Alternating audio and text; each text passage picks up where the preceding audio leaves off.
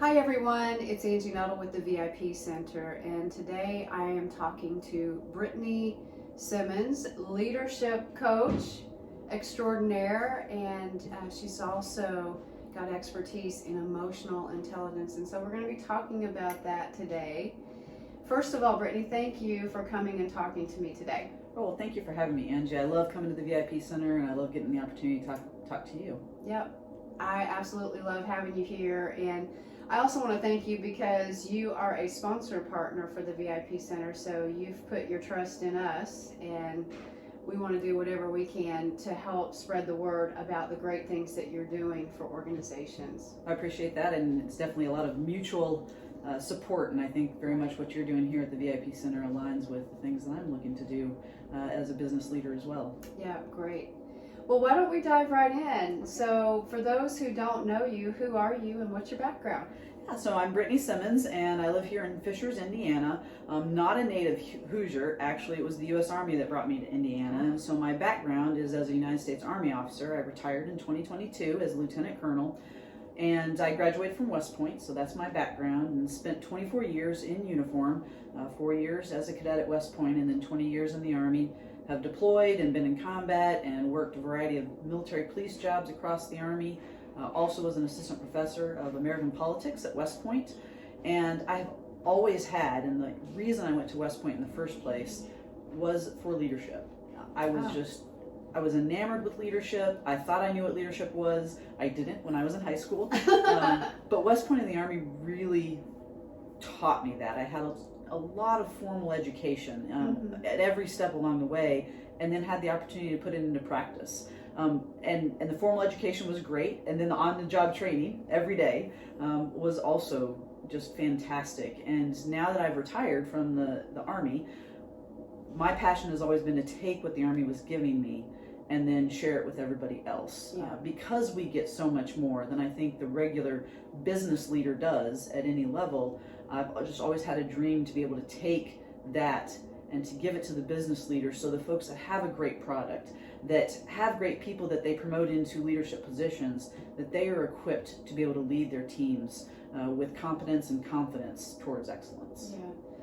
I so love what you're saying because I mean, when I listen to your background, you have been trained up and ready to go. I have lots of training.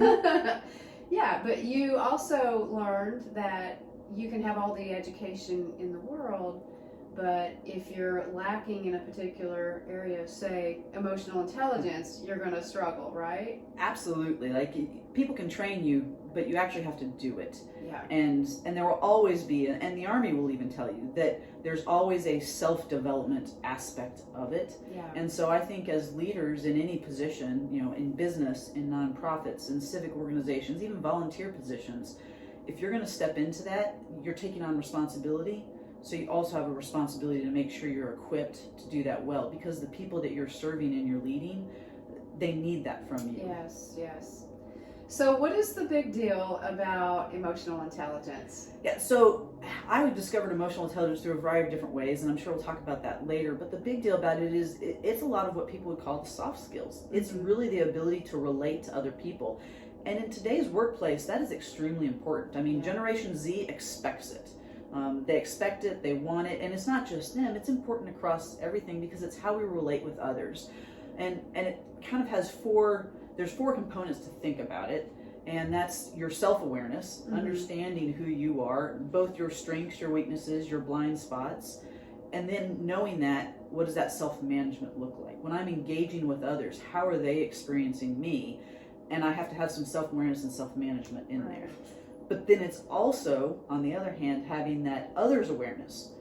Not everybody is like me. Right. Everybody doesn't see the world through the same lenses that I see the world because of my experiences, because of my personality and behavior tendencies.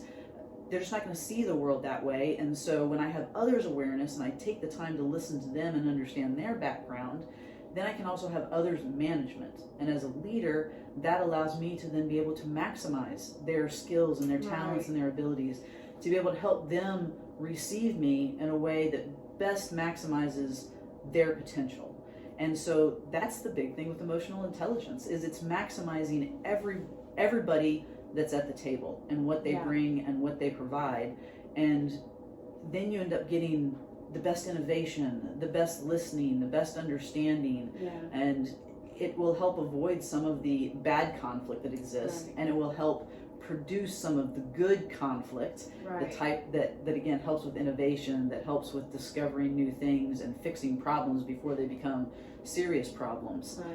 That's what emotional intelligence brings to the table. You know, you sound like a person who has had some experience in this, and I mean, is there a personal journey that you've been on yourself? There is. So I would say the Army did a really good job of teaching me actually the others awareness and the others management piece.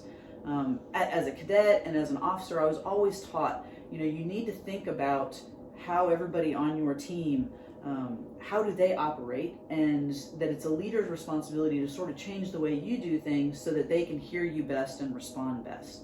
So I got a whole lot of that, and I actually think I was pretty good at it. I mean, I can remember when I was in Iraq the first time, I had 3 squad leaders underneath me. I was a platoon leader, and we discovered, my platoon sergeant and I, so my right-hand man, he and I were struggling with one of these squad leaders. And as we sat down and broke it down with him, because we actually talked to him, we didn't realize we were being emotionally intelligent at the time, but we were. You just did it naturally. We did, and it's some of that training, again, you get from the Army about what it means to be a leader. And so we sat down with him, and as we figured it out, we were sort of able to break down that one of our squad leaders just needed us to give him the task. Roger, ma'am, I've got it. And he ran with it. The other squad leader simply needed us to put please on it. And we had learned that really easily. Okay, his personality needed a please. Fine, I can do that. But this squad leader, he just needed some of the details. He just needed to know more of the why behind it. Now, some people would have told us, well, you're in charge. Why does it matter? You're in the Army. You're supposed to just give them orders and go. Well, that may be true, but if I can figure out how they receive it the best and then can execute it the best, why wouldn't I do that? Because that's the best for everybody. It's not about me. It's about the mission accomplishment. So I learned that others management and that others awareness very early on. That was back in my early junior career. It wasn't until my mid-grade, almost senior level career that I had started to really understand the self-awareness and the self-management piece of it. I was at an Army exercise. I was the chief operations officer for a very large, about 2,500 person military police organization. And we were doing this big exercise where we actually had somebody that was like grading us. And so they would watch what we do and they would give us feedback as the exercise went on. And I knew this individual from my past, and so we were having some discussions. He'd bring something up and I would push back on it. And then he would bring something up and I would push back on it. And I could tell he was starting to get irritated and frustrated. I was really enthused, and that night was truly like if I could have had a light bulb go off over my head. I was sitting there thinking, he thinks I'm arguing with him. He thinks that I'm not listening to him. Whereas my nature is to work things out loud. And if I push back and then he pushes back, eventually we will get to the best solution. And so it's a collaborative method. But if I don't communicate that to people, most people aren't comfortable with that type of pushback. And that's when I started really discovering more about myself. I actually talked to him the next day and I said, hey, I think you may be perceiving me this way. And he was like, yes, I am. I was like, that's actually not it. This is how I work things out. And so that was just a natural sort of, again, I stumbled upon myself. And then I started doing the formal, I say formal, but the professional development on my own, my self-development. And that's when I discovered the idea of emotional intelligence and the self-awareness and self-management part. And so I really went through my own personal deep dive. And then in my years of preparing to get ready to go into the coaching, once I became retired and a civilian, I've gone and gotten certified in a couple of tools to use to be able to help me help others with that, because it was so powerful. It changed the way I talk to people. When I took my next job, and really the next several jobs that I had, I would preface with people, this is the way I am. This is the way you will probably receive me. So when I do this, you can feel safe doing it back. And now the big key with that in the self-management is I actually had to let them be safe doing it. And when they did push back, and then when they realized that that is actually how I operated, we had some great back and forth and we were able to really engage. But that self-management and self-awareness piece was the component that I was missing, that I wasn't taught. And when you put all 4 of those together, it is really powerful in an organization, in teams, and just being able to lead people towards excellence. Right. And it gives you a lot more confidence. You know, I think about the journey that you were on, and I think about how organizations have been over the years, that organizations have historically been, okay, everybody line up, you look the same, you just take the orders, and that landscape has changed dramatically now, especially with the younger generations coming in. And so what I hear you saying in all of this is that it's very individualized. You really have to, as a leader, you don't just bark orders and say, go do this, because it'll be hit or miss for the people. It's really maximizing your relationship with your team to find out what really causes them to want to perform. You know, what is it that really motivates them? And a lot of leaders don't necessarily take the time to do that. So, you know, we're talking about emotional intelligence in organizations, and you know, what would you say is really important where emotional intelligence is concerned with organizations? I think if you want to maximize your ability as a leader to accomplish the mission you have, you want to be able to maximize the skills, talents, and abilities of your team.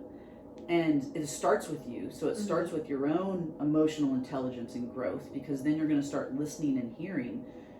But you also want to maximize the emotional intelligence of your team. Yes. Because when everybody can say, this is how I see the world, now I understand how you see the world, well, now we can talk to each other a lot better, because now we understand that, hey, this person, this is always going to push wrong on this person. So if that's the case, how can I change how I approach it with them? Yeah. But they're also going to now be able to have the capability to offer a little bit more grace that, hey, this person I know is trying, but I know where their intent is. And that's a lot of times we don't know where people's intent is, but when we bring emotional intelligence to the table and we're all mutually supporting each other that way, well, then you really do care.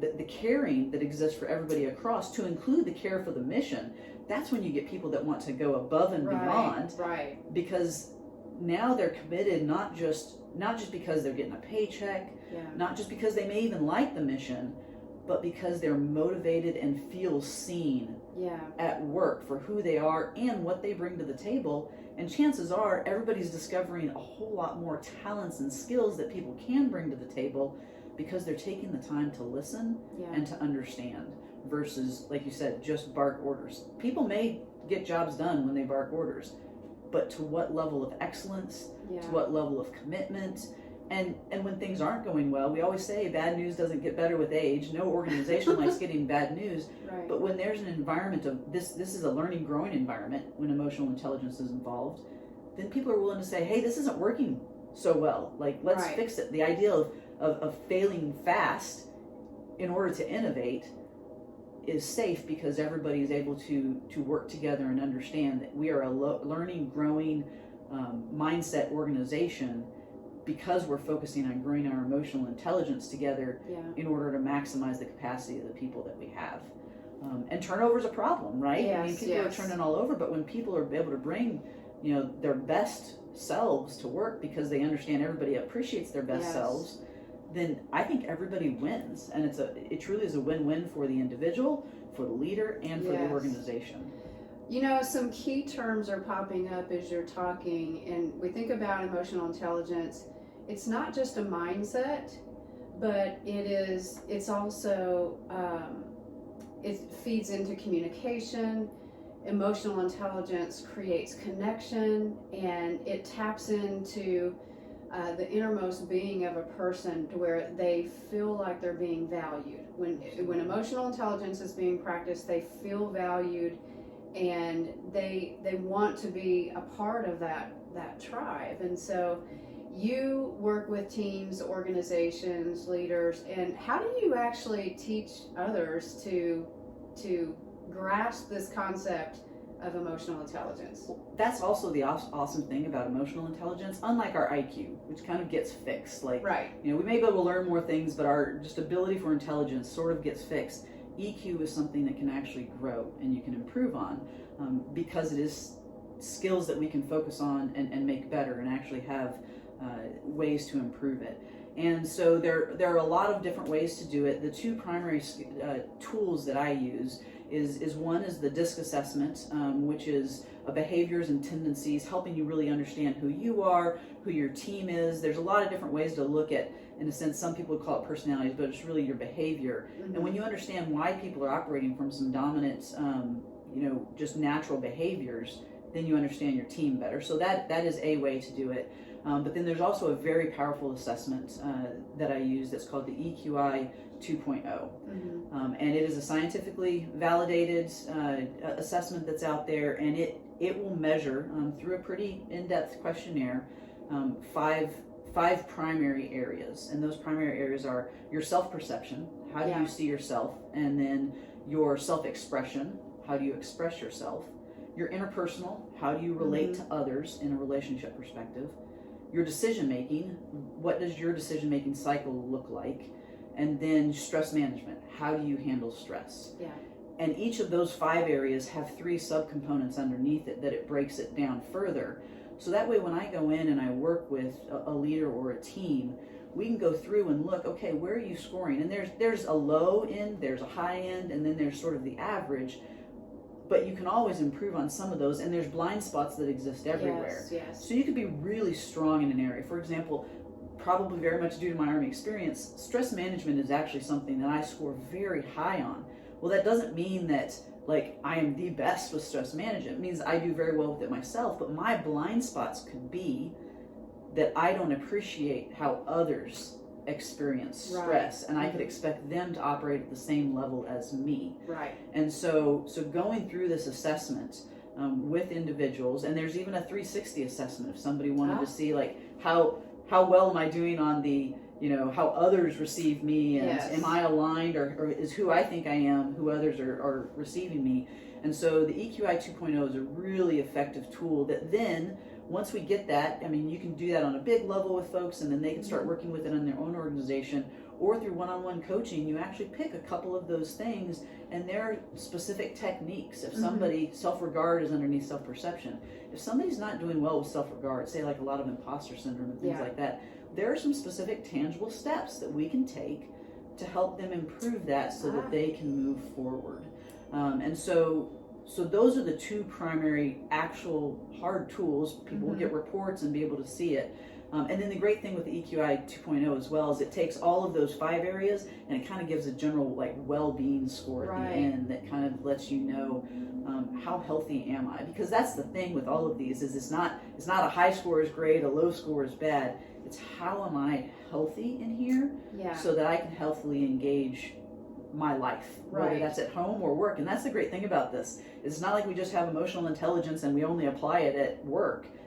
This applies to our personal lives as well. And when we're healthy in our emotional intelligence, we can be much more healthy in how we engage the world around us. Yeah, I love that. That sounds like a really powerful tool that you can use to assess and evaluate, but also it creates some jumping off points to dig deeper into some specific skills and self-development. Absolutely, it does. Powerful. So I know that we're running close to time here, and you sound so well versed in emotional intelligence. I imagine that companies are clamoring to work with you, and if they're not, they should be. So how do people get in touch with you? So they can find me on my website. It's www.brittanyesimmons.com. Of course, here on LinkedIn, you can shoot me a DM and I will respond to you quickly with that. I'm also on the other socials, so I'm on Facebook at Brittany Simmons Leadership Coaching, or on Instagram at Britt E. Simmons is where you can find me there. But all of those places, but especially here on LinkedIn, just drop me a DM and I'll get right back to you. All right, sounds like a plan. Brittany, thanks so much for being on today. Thank you so much for having me, Angie. I love what you're doing at the VIP Center. Thank you. Appreciate that.